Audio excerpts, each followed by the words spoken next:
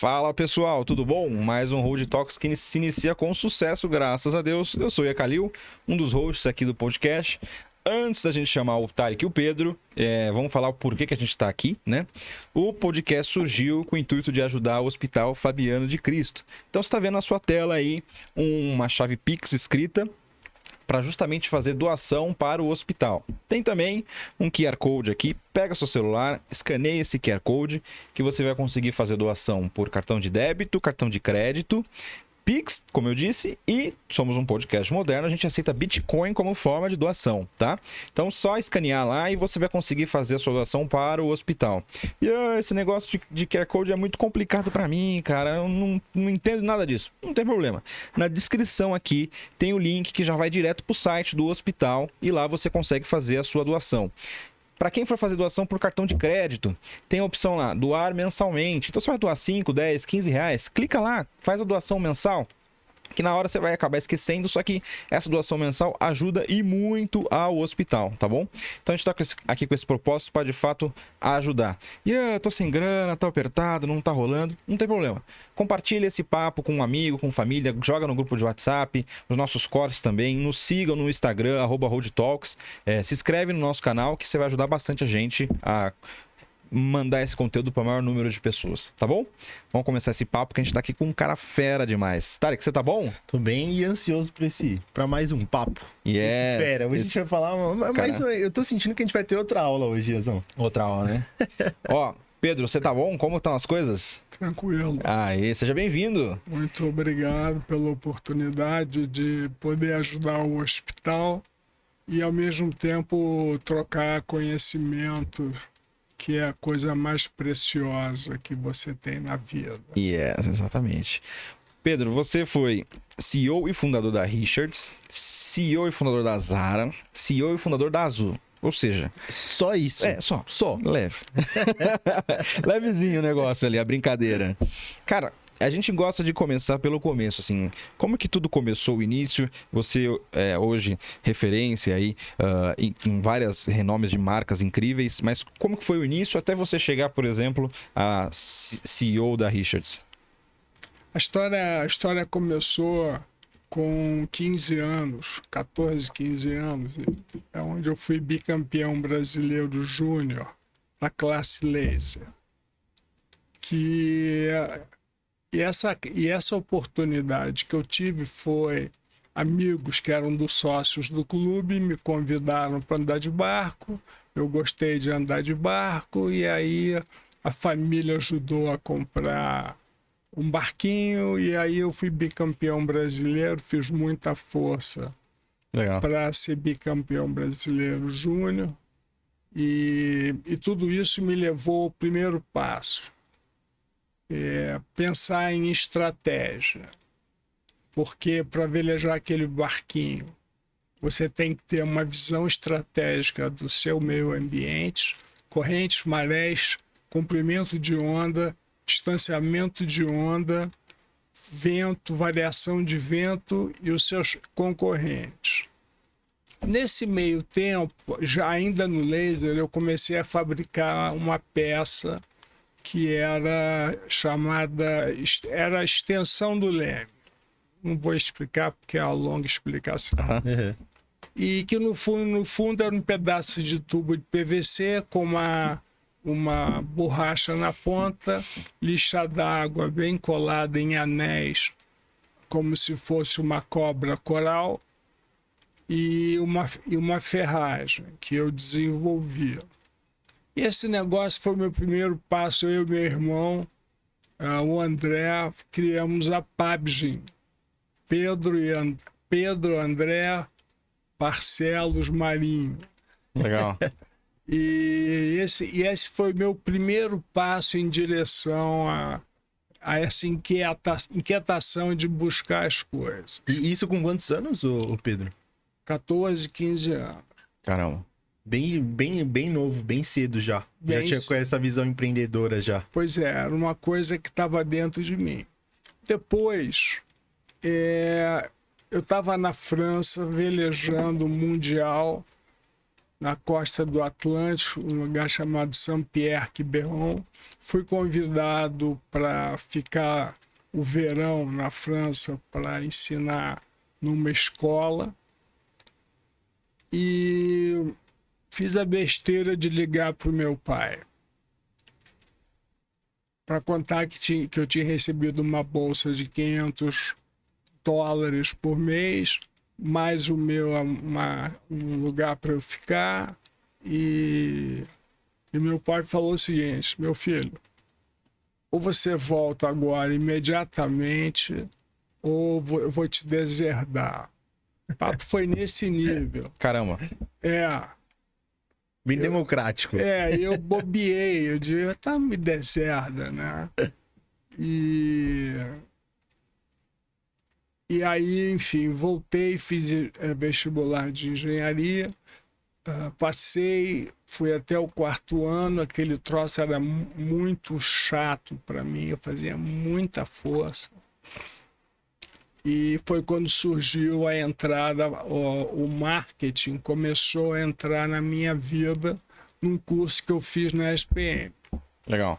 E aí, com 20 para 21 anos, eu descobri o varejo, que era um marketing mais agitado, mais dinâmico, etc. E aí eu entrei na trilha de trabalhar. Comecei como trainee na Mesbla, e aí eu vou deixar as perguntas para vocês, senão vou tomar conta. O intuito é esse, Pedro. O intuito é esse. E aí, com quantos anos você assumiu a Richards? Você entrou como CEO e fundador da Richards. Como é que aconteceu isso? Você já entrou como CEO ou você primeiro ajudou a fundar e depois foi o... A história foi o seguinte: antes de entrar na Richards, 6 anos de Mesbla como comprador, 9 meses nas lojas americanas. Nesses 2 momentos, companhias em transformação, ou seja, onde tinha encrenca, eu estava metido. E aí eu fui para a Richards, sócios da Americana compraram metade da Richards, queriam ser o Ralph Lauren brasileiro. Tá ligado, o Ralph Lauren? Sim. Então, a Richards ia ser o Ralph Lauren brasileiro e tal. O que é Ralph? É uma marca de roupa. Uma marca de roupa? Uma marca de roupa que o cara mantém ela vendendo, posicionada há milênios. E aí, seu Ralph Lauren brasileiro, fiquei nessa companhia há 9 anos, comecei do zero, fui contratado para ser gerente de compras. E, de fato, me transformei como CEO 1 ano e meio depois. Porque para botar a roupa que eu tinha que gerenciar, a companhia, que na época tinham 2 lojas, tinha que mexer em tudo. Então, é um startup de algo que já tinha começado, mas para quem tinha a ambição de ser o Ralph Lauren brasileiro e ter muitas lojas no país, para mim, naquela idade, era um baita desafio. Pô. E aí você estava com quantos anos? Eu entrei na Mesbla com 20, 21. Você bota aí mais um ano de Americana, 22. Eu entrei na Richards com 26 anos. 26. Quando você pega um cara de 26 hoje, assim, que moleque, né? Muito bom. E depois, o passo seguinte foi ir para a Zara.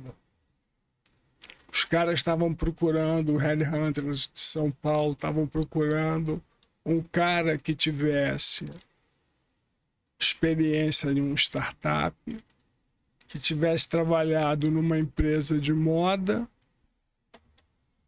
e que fosse muito orientado para clientes.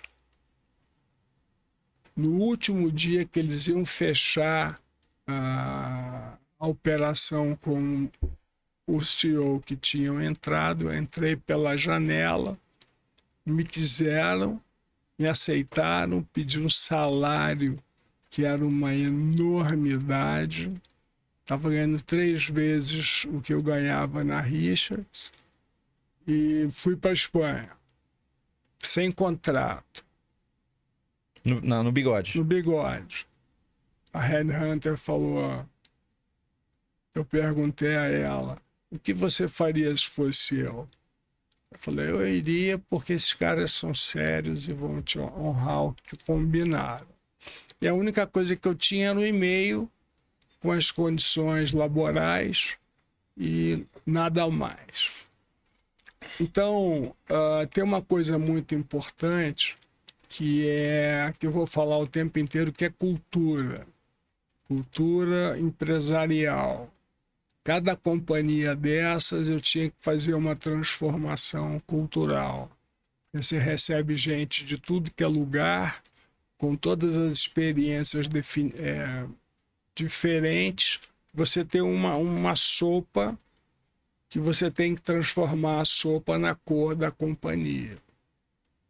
E essa entrada na Zara foi muito dura, porque você entrar num país, né, uma troca de país, o pessoal era de A Corunha, ou seja, o interior, né, do oeste da Espanha, e um estilo empresarial diferente, completamente objetivo, direto, respostas rápidas e muito focado no cliente interno, para que o cliente externo ficasse satisfeito. E essa empreitada foi... Então, Richards foram 9 anos antes. Mesbla foram 6 anos. Americanas, 9 meses. Richards, 9 anos. Zara, 6 anos. Quando eu fui, eu só saí da Zara quando ela estava... Qualquer pessoa que sentasse na minha cadeira fosse capaz de tocar. Uhum. Posicionada, etc. E depois da Zara, eu passei um período no Pão de Açúcar como vice-presidente de não alimentos. Era uma empresa dificílima, porque era uma empresa de dono, e um dono vaidoso, e de um dono que ele já morreu, eu não vou ficar falando dele, mas uma grande pessoa, mas trabalhava direto com ele. E aí veio a pergunta se eu queria um headhunter. Me perguntou, você ainda com 49 anos, você ainda precisa trabalhar? E na época eu falei, não, precisar trabalhar, não preciso. Mentira, né? Não dava para viver só do que eu tinha amealhado na Zara, porque o Rio é outra história, né? Uhum. E aí eu falei, não, olha, precisar trabalhar eu não preciso, mas pô, eu estou muito novo, muita lenha para queimar, eu quero continuar a queimar lenha. E aí eles me trouxeram o case da Azul, contaram a história toda, e eu fui o presidente fundador da Azul Linhas Aéreas, junto com David Neeleman e outras figuras fantásticas, entre elas o Panda, o Miguel Dal, o próprio David e outros. Não vou ficar nominando porque tem uma dele. E o Panda já tem episódio aqui, galera. Depois assiste. Um abraço pro Panda. Um abração pro Panda. Mas... Eu vou mandar um abração pro Panda também. Mas, Pedro, vamos voltar um pouquinho. Você, como CEO da Zara, né? Quais foram as dificuldades que você achou a nível Brasil aqui? Porque a gente está falando de uma economia europeia, ali na Espanha, com, acredito, outras ideias, uma economia diferente, uma moeda diferente, enfim. Uma economia mais estável. Como que foi a nível Brasil aqui? Quais são os desafios que você enfrentou? O desafio... Tiveram 2 grandes desafios. Explicar aos clientes classe A que na Zara não iam ter atendimento especializado. direto, né? Era o self-service assistido. Ou seja, você está olhando as roupas, se precisar alguém, estica o pescoço, alguém vai te achar e vai na sua direção. E o outro foi para a área de compras da Zara Mundo, América do Sul. Eu falava assim, cara, o Brasil não tem nada a ver com a Argentina. A Argentina adora a Europa, adora os países que eles vieram, mas não tem nada a ver, ele já estava na Argentina. O Brasil era um país fechado até 98, até 90, foi quando o Collor abriu, em 92. Bom, e com isso, eu tinha que fazer que as compradoras entendessem o que era Brasil. Demorou 4 anos e todo mundo apontando que o problema estava no CEO, outros dizendo que outros espanhóis dizendo que estava na mercadoria. Eu me sustentei até lá, a empresa foi crescendo, abrindo lojas, e quando a gente acertou o produto e o local, abrimos em Iguatemi, São Paulo, ela explodiu. Aí ela bombou, né? Aí ela bombou, aí os números vieram, eu falei com os espanhóis, hasta la vista, baby. E, Pedro, você falou muito da questão da cultura, de implementação de cultura. Você falou que até é uma coisa que é... Qual que foi a maior dificuldade de implementar a cultura? Tinha que ser uma coisa alinhada com o pessoal da Espanha? Foi uma cultura nova por ser um novo local? Não, era a cultura da companhia espanhola. Uhum. Por isso eu fiquei 9 meses. A cada 2 meses eu ia, passava uma semana no Brasil e 2 meses fora. Difícil, foi um negócio super difícil. E tinha que trazer aquela cultura de objetividade, para fazer a entrega que tinha que ser feita na hora, porque não sei se vocês conhecem, a Zara entrega a mercadoria 2 vezes por semana e nas lojas maiores 4 vezes por semana. Então aquilo era um carrossel louco e você só fazia se fosse naquele ponto de cultura. E esse ponto de cultura teve que receber uma brasilidade, né? Não dava para ser como eles queriam, né? Então, quando eles chegaram na questão tributária do Brasil, aí eles enlouqueceram. Bateram 3 anos de pé dizendo que iam fazer mais ou menos, e os advogados dizendo não faça isso, não faça isso, até eles entenderem que estavam no Brasil, tinha que cumprir as leis brasileiras, que é a loucura que todo mundo conhece. Então essa foi a experiência cultural para decodificar essa companhia. E o ponto de identificação era o seguinte: quando eu ia mostrar os prejuízos de cada trimestre para a companhia, eu falava que estava na roupa, e o Amâncio Ortega, depois da apresentação, me chamava e me perguntava uma coisa, olhando dentro dos seus olhos: e aí, Pedro, tem falado com as nossas miúdas, as nossas vendedoras, as nossas atendentes? E se você não tivesse falando com a frequência que ele gostaria, você dava aquela desculpa esfarrapada e ele te pegava no pé. Uhum. E à medida que isso foi passando, tive só uma gaguejada e depois eu entendi a barra, onde é que estava a barra da companhia dele.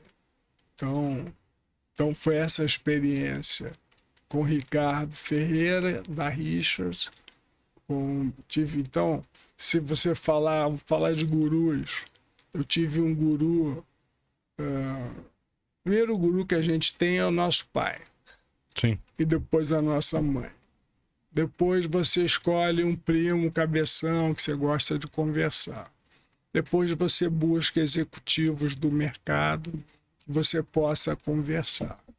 Então eu fui encontrando gurus ao longo desse período e me transformando loucamente, a ponto de, aos 40 anos, já em São Paulo, a Débora, minha mulher, falou o seguinte: ou você muda do jeito que eu estava muito espanhol, muito sanguíneo, demais sanguíneo, ou eu vou me separar de você.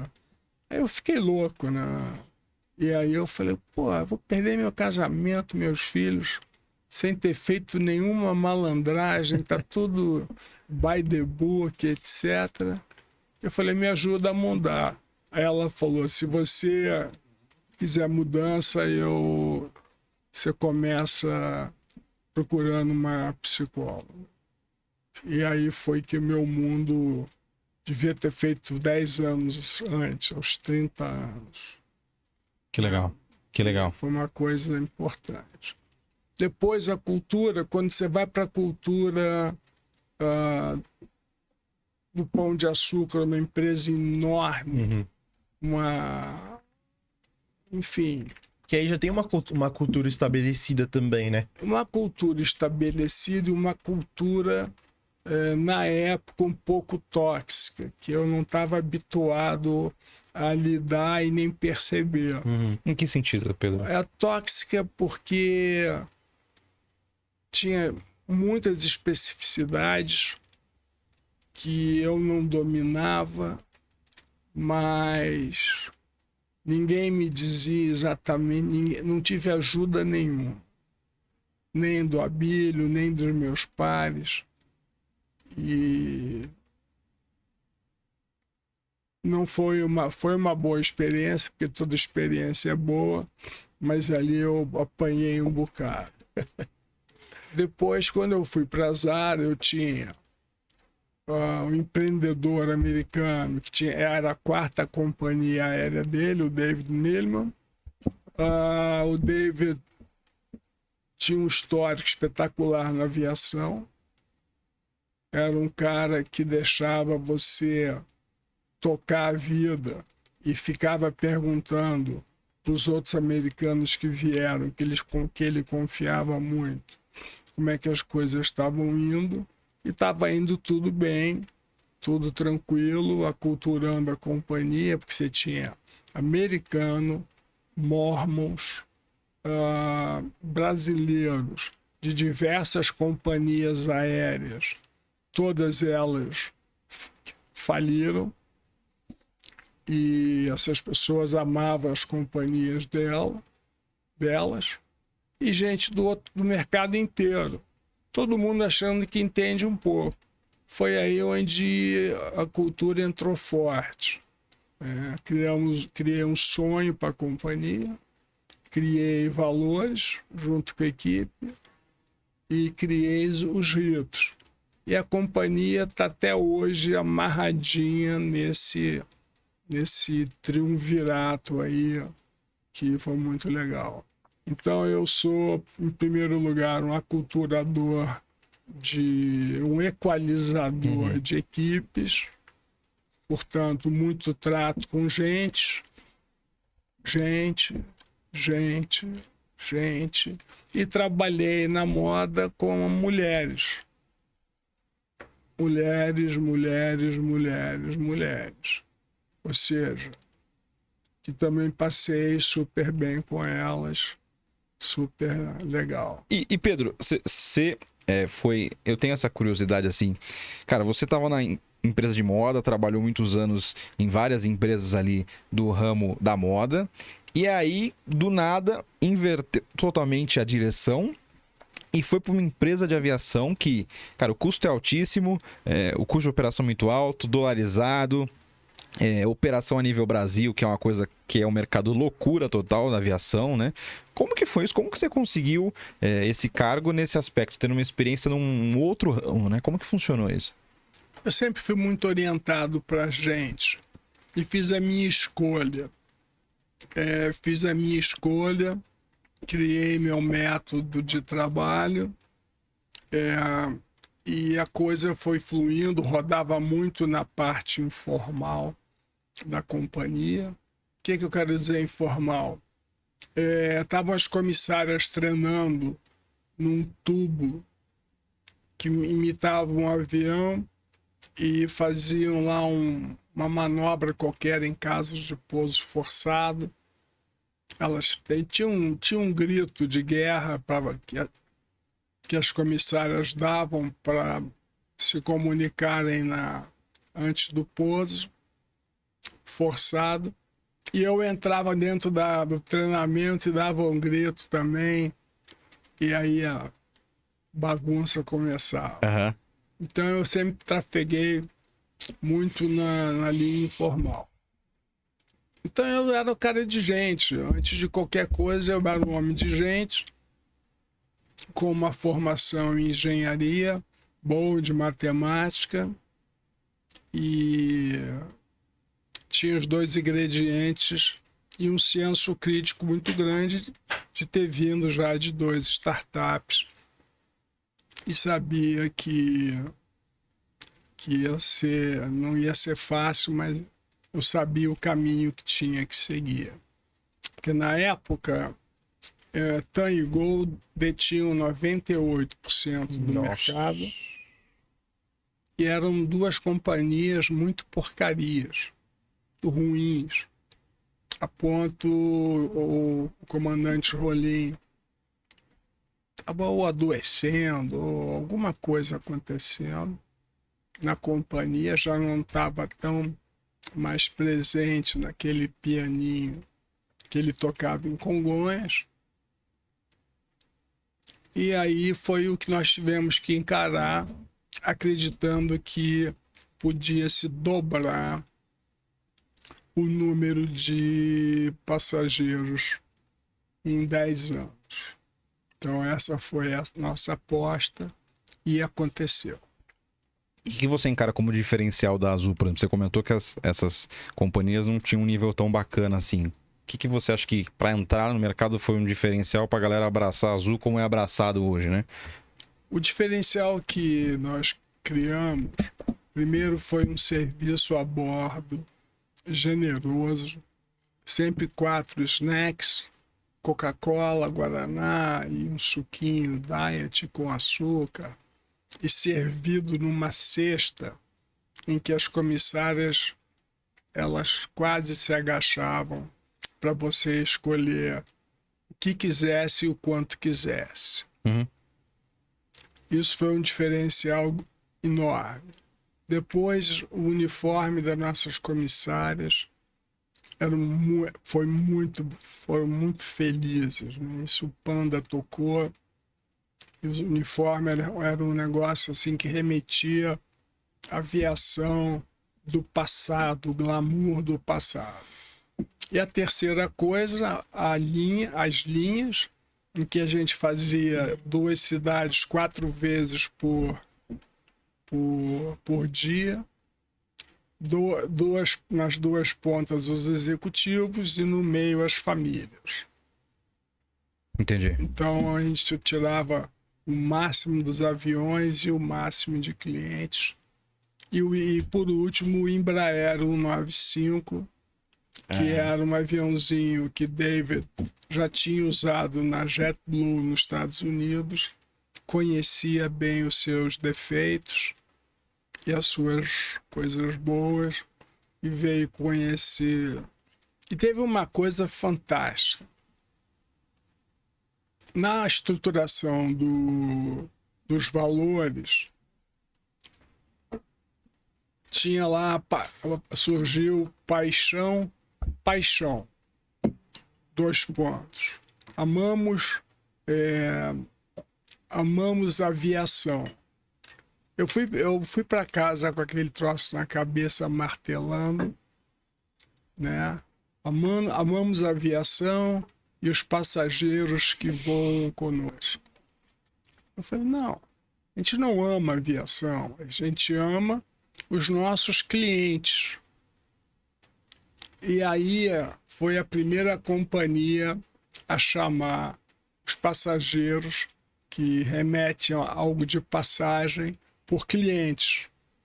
E isso fez todo o diferencial na tocada da empresa. Clientes. E depois o passo foi clientes internos, que é um capítulo que depois a gente tem que abordar. Sim. Uma outra coisa bacana que a Azul teve, que eu achei genial, por exemplo, foi atacar pelas beiradas, né? Porque, por exemplo, a gente teve o Calas aqui, que hoje é uma das maiores empresas de OOH do Brasil, que são aquelas mídias, né? Em elevador, mídias em aeroportos. E ele falou assim, cara, São Paulo tava com duas concorrentes, São Paulo e Rio, monstruosas. Eu não tinha como competir. Eu fui comendo pelas beiradas. Então, fui Nordeste, fui toda a parte Centro-Oeste, toda essa parte que não a grande São Paulo e Rio. E vocês tiveram a sacada de não começar, por exemplo, com Congonhas. Vocês começaram ali por Campinas, né? Teve essa... Como que foi isso e por que essa ideia, né? Todo estudo que David fez com Panda, que era um profundo conhecedor da aviação, mostravam que o aeroporto que pegaria o primeiro mercado e o segundo mercado seria Viracopos. Mas Congonhas era a joia da coroa. Uhum. Mas TAM e Gol já tinham 98% dos slots de Congonhas e os slots de Congonhas estavam lacrados e não tinha como. E não tinha uma regra para tirar da TAM e da Gol e dar para Azul. Então, ficamos anos sem Congonhas. Só para você ter noção, nós Azul temos alguma coisa entre 14 e 18 pousos e decolagens por dia e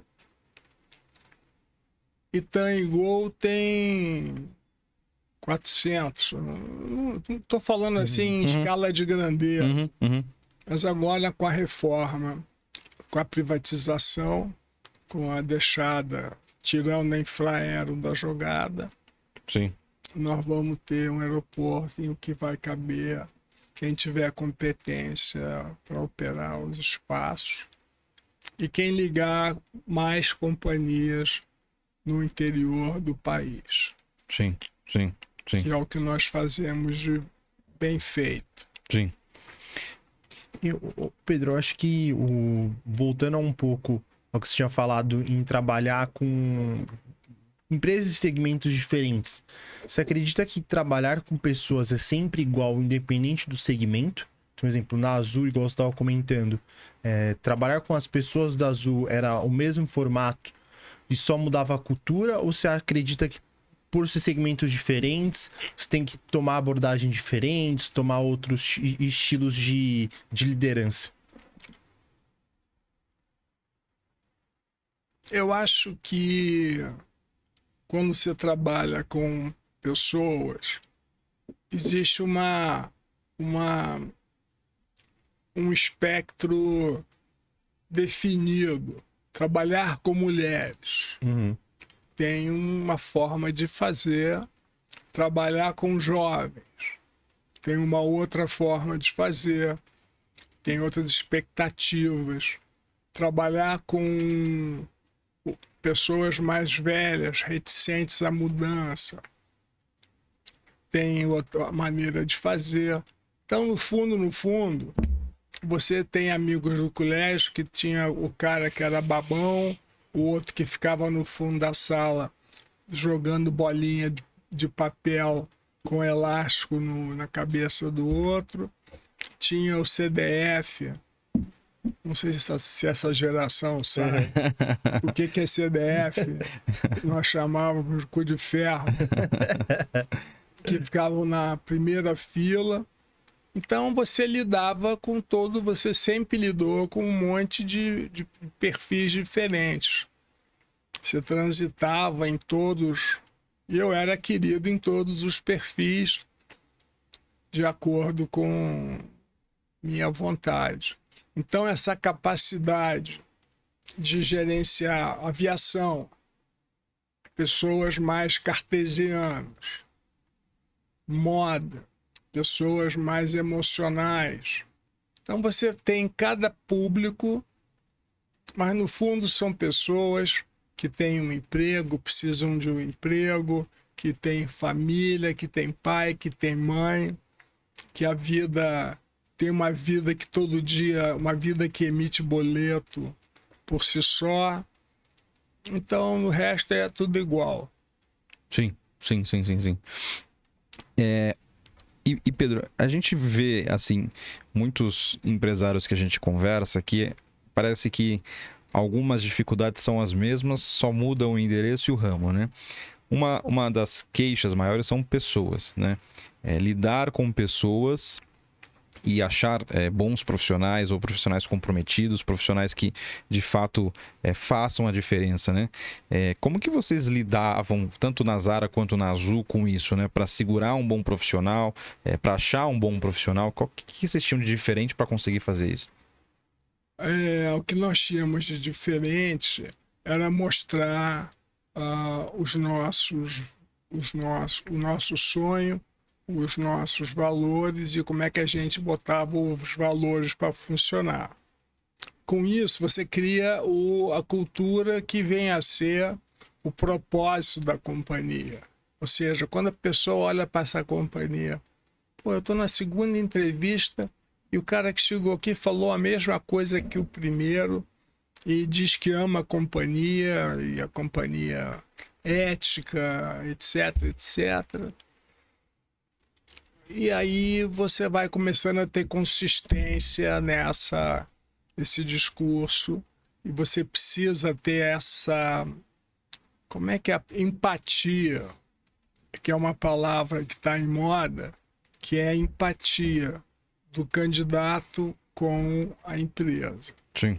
É mentira que nenhum cara que esteja empregado não quer ouvir o que um headhunter tem para ele. Qual é o desafio novo, com que salário, com que bonificação. Sim. Então, é isso. Bacana. Pausa para os recadinhos, galera. Primeiro, duas coisas. O Pedro tá batendo esse mega papo aqui conosco. Não esquece que a gente tá aqui por um objetivo, que é ajudar o Hospital Fabiano de Cristo, que ajuda pessoas carentes com câncer. Então, aqui no seu cantinho tem o QR Code. Escaneie o QR Code, faça a sua doação, cartão de crédito, débito, Pix e Bitcoin também, que a gente é um podcast moderno. Tem a chave Pix, se você preferir, escritinho aqui, ou na descrição do vídeo tem também o link para você fazer a sua doação. Não importa o valor, 5, 10, 15 reais, nos ajuda e muito. Também queria agradecer a Road Brasil, que é a nossa patrocinadora. Nós migramos aqui para o espaço físico graças à Road. A Road é uma empresa de recuperação de crédito. Então, se você tem inadimplência, seja pessoa física, pessoa jurídica, manda uma mensagem para eles ali, que eles estão lá para resolver o seu problema de inadimplência. A economia não anda muito bem, né? Então, se vocês têm aí alguma inadimplência, fala com eles que os caras são feras, tá bom? Obrigado, Road, por ter acreditado no nosso projeto aqui e a gente ter conseguido fazer essa migração para o físico, né, Tarek? Exatamente. Yes. Cara, Pedro, voltando um pouquinho, falar um pouquinho de economia, um pouquinho de Brasil, assim, né? Falam muito que companhia aérea não dá lucro, só dá prejuízo, brincam até, né? Se você quer se tornar um milionário na aviação, seja um bilionário, né? Então, só dá mais prejuízo do que lucro. Você acredita muito nisso? Você acha que a aviação dá dinheiro, sim? Como é a sua visão? A aviação dá dinheiro. Para você ter noção, as companhias americanas ano passado e esse ano ganharam toneladas de dinheiro.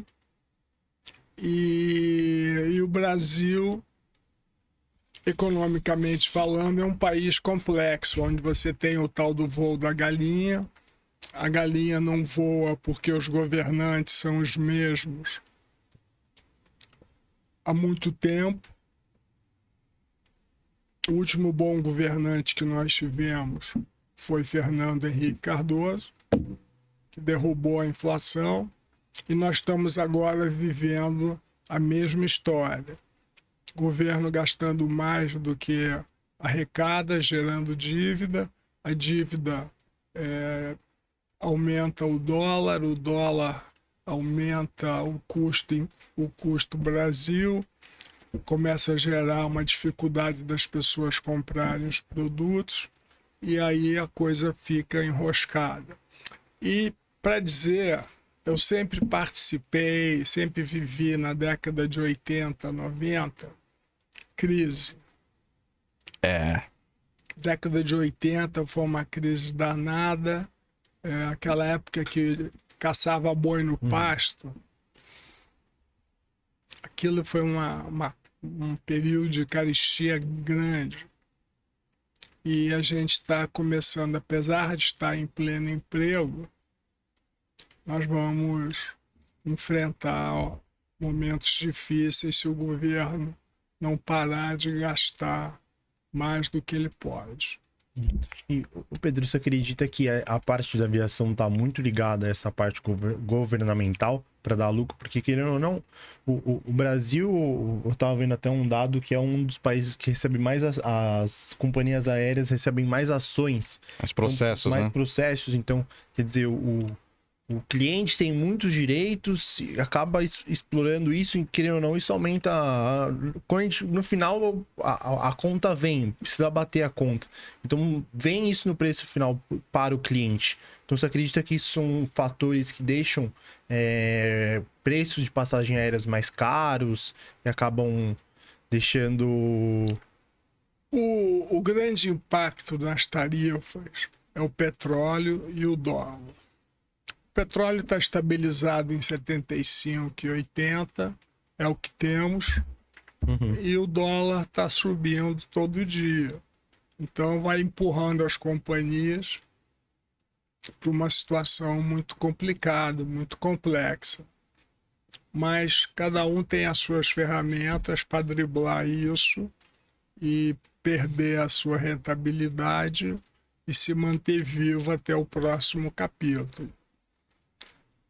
É isso. A Azul passou agora um capítulo recente, com o fechamento de uma dívida enorme. Está no mercado, não é coisa de cocheira. Então, mas vai sair bem, com aviões novos. Sim.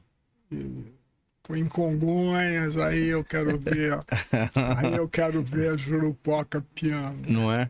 Exatamente.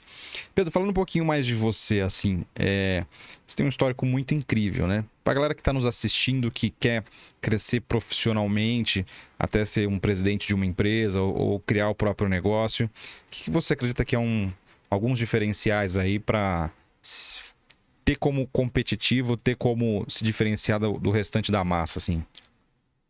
Primeiro, você encontrar o que você gosta. Que você não vai trabalhar e ser feliz em algo que você não goste.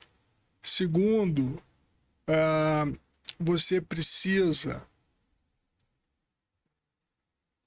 ficar muito atento à cultura das empresas, que não é uma coisa fácil de perguntar, principalmente a geração Z, que são as pessoas nascidas em 2000 para cá. Essa geração tem muita dificuldade de se encaixar no que elas estão vendo por uma característica natural delas. Então eu acho que é por aí. Sim, sim. Mas indo nesse gancho aí, você acredita que essa geração está um pouquinho querendo as coisas muito rápido, muito... Como que você enxerga a sua visão para essa galera nova que está vindo aí? Eu acho, eles querem coisas muito rápidas, porque as coisas que eu fiz foi ter empatia pela empresa que eu trabalhava muito no período que tinha que trabalhar, ativo, brincava muito, fim de sexta-feira à noite já era fim de semana, você ia fazer um monte de coisa legal. Então tem que fazer o que tem que ser feito, trabalhando, o número de horas que você suporta trabalhar. E eu trabalhei muitas horas, sempre pensei como dono. Sim. Isso é uma coisa importante. É pensar como dono. Se eu fosse dono dessa empresa, o cara fez isso, será que está certo ou está errado, ao invés de sair chutando a companhia quando sai do prédio dela? Então eu acho que o caminho é por aí. E o Pedro, você acha que qual que é o primeiro passo para alguém que está montando uma empresa ou alguém que já tem uma empresa para criar uma cultura? Porque é uma coisa que Não é fácil, não né? é fácil. É um negócio complexo. Mas é muito simples. Primeiro é definir o seu sonho. Qual é o seu sonho? O sonho da Azul, que durou 2 meses, era ser a melhor companhia do Brasil. Tá bom, 2 meses eu sou muito... 6 meses nós já tínhamos e redefinimos o sonho, ser a melhor companhia do mundo. E fomos 2 vezes pela TripAdvisor a melhor companhia do mundo. Então, é sonhar um sonho que caiba dentro de um ano que você consiga executar alguma coisa. Não é sonhar que nem um louco achando que vai em 6 meses você vai chegar. Sonhos factíveis. Segunda coisa é definir os valores. Quais são os valores que você quer que as pessoas que venham trabalhar com você precisa? Que você quer? Então você tem que definir claramente quais os valores que você não abre mão em hipótese alguma. E depois você tem que fazer os ritos. Como é que esses valores são aplicados no dia a dia da companhia, para que você possa estar sempre junto dos miúdos, que são as pessoas que fazem a companhia andar para frente, e depois entregar aquilo que o cliente também se propôs. E ouvir muito. Sim. Ouvi muito. Criamos um programa na Azul que se chamava Chega Mais, onde cada base tinha um padrinho e esse padrinho ia ouvir o que a base tinha para falar. Os problemas da empresa, né? Os problemas da empresa da base. Então a gente conseguia equalizar os problemas da base, base a base. 3 vezes por ano, 2 vezes por ano, e os padrinhos falando com as bases todo mês. Entendi. Então, é uma relação informal que rola nesse trilho. Sim. E aí, pegando também um ganchinho da Zara, você aplicou isso também lá? Como que foi isso? A Zara foi igual. Na hora que você está pegado com a loja e falando com as atendentes, elas te falam tudo.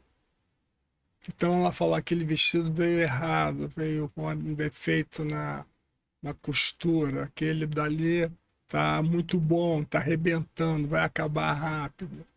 Ou seja, muito antes de alguém poder identificar num relatório para tomar ação. Por quê? Porque o CEO tem que estar sempre à frente dos acontecimentos. Sempre à frente dos acontecimentos. Para estar à frente dos acontecimentos, ele tem que estar onde? Junto do seu cliente. Externo e interno. Sim, sim, sim.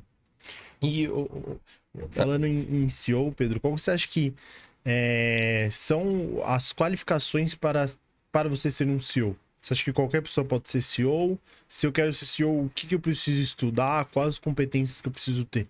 De sucesso, né? Porque qualquer um pode falar que é CEO, que tem um monte no LinkedIn, mas você vê a fundo, não é muito, né? Não, se para ser um CEO, você tem que ser orientado para pessoas. Gostar de pessoas. Internas e externas. Saber ler o que o consumidor, o que o cliente, qual é o movimento que esse cliente está fazendo, qual é o movimento que esse consumidor está fazendo. Tem que ser um homem orientado principalmente para essas duas coisas.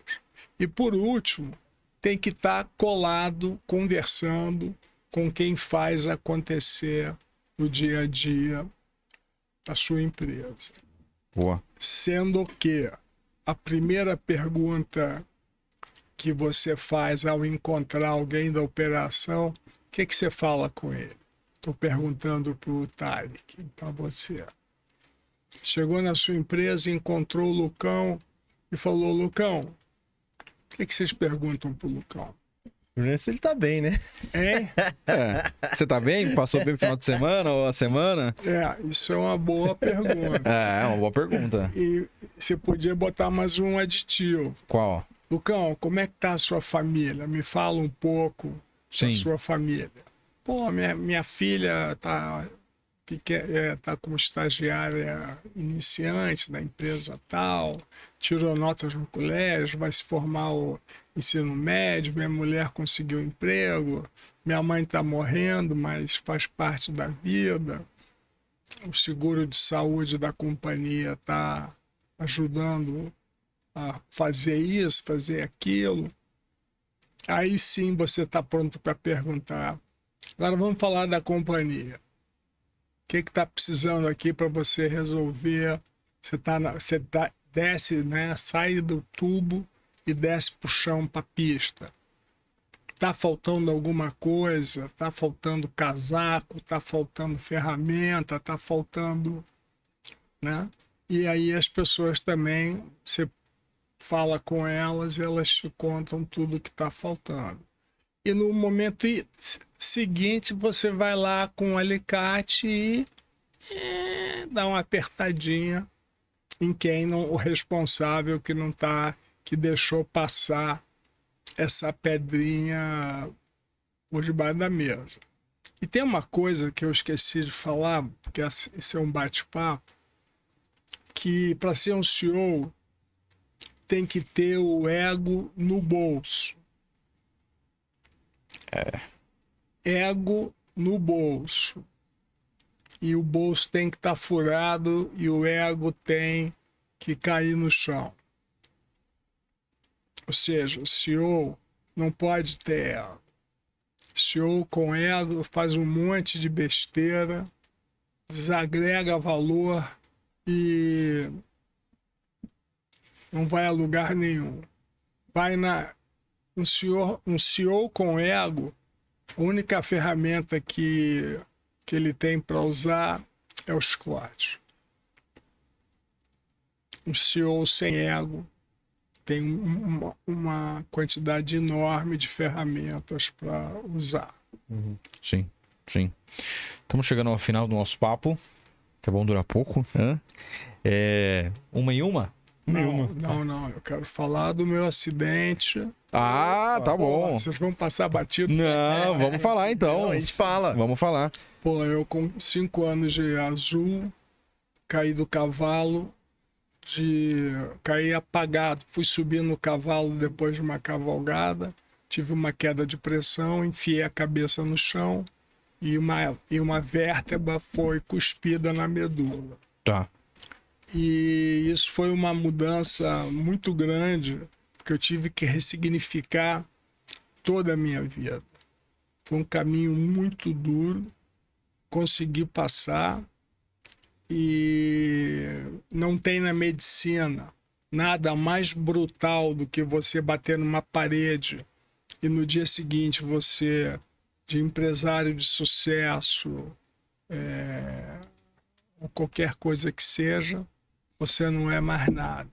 Você é um monte de ossos, músculos flácidos, dependente de todo mundo. Então, isso de fato, eu diria que foi o meu quarto startup, ou quinto, da minha vida. E quem me ajudou essa travessia foi a empresa que eu já tinha montado, que era a minha família e as pessoas que trabalhavam comigo.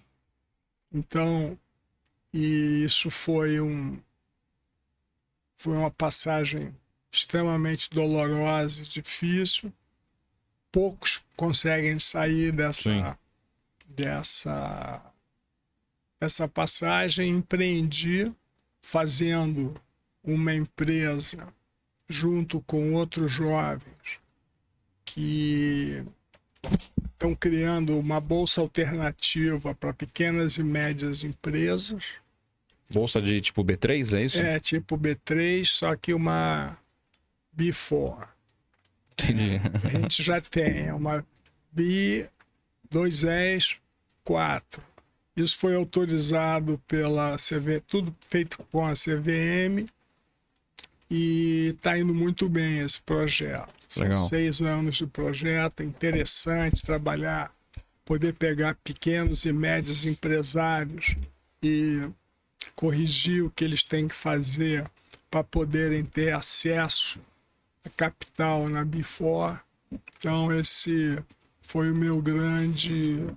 E palestrante, mentor, conselhos consultivos, e agora avô da Olívia. Parabéns. Isso parabéns. aí, boa. Esse é o máximo. E assim, Pedro, pra eu ser bem sincero aqui, eu não queria comentar muito porque não sabia se era um assunto muito, muito delicado pra ti, então eu fiquei meio na dúvida, mas já que você comentou referente ao acidente, como você fez pra ressignificar a sua vida? Porque você tinha, acho que, outros sonhos, outros objetivos, outra visão de mundo, e acontece uma coisa trágica do dia pra noite, muda tudo completamente. Como você faz pra recomeçar isso do zero? Primeiro foi fazer a recuperação de modo muito disciplinado, como eu sempre fui disciplinado. Apesar de ser engraçado, falar bobagem, palavrão, e hoje eu não falo mais palavrão, e essa disciplina me fez chegar a um ponto. O ponto de dizer, estou forte para voltar para qualquer parada. E depois eu fui me deparando com as coisas que eu fazia, eu não tinha nenhuma afinidade com essas coisas.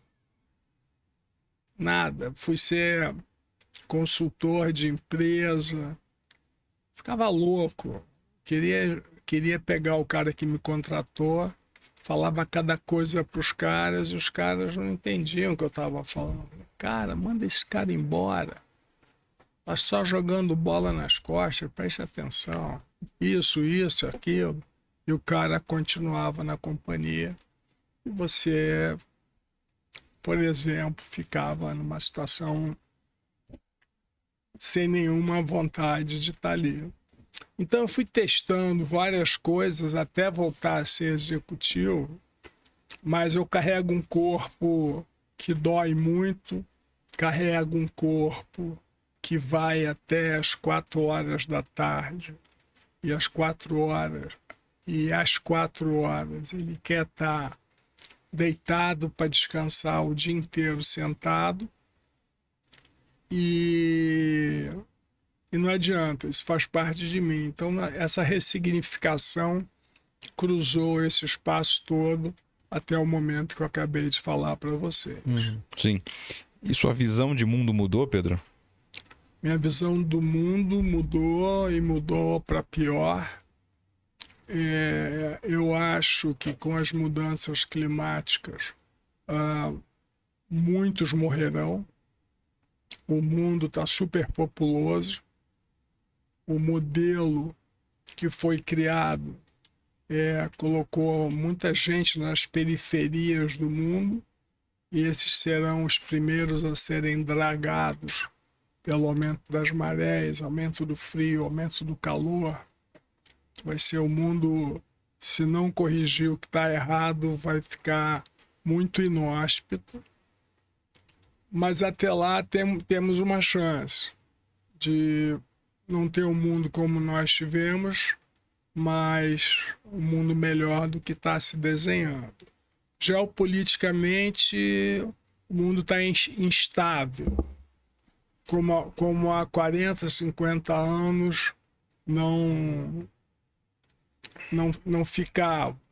Então isso, e geopoliticamente falando, com o Oriente Médio entrando no jogo, o tapete, né, do tapete do jogo, os terroristas no outro tapete,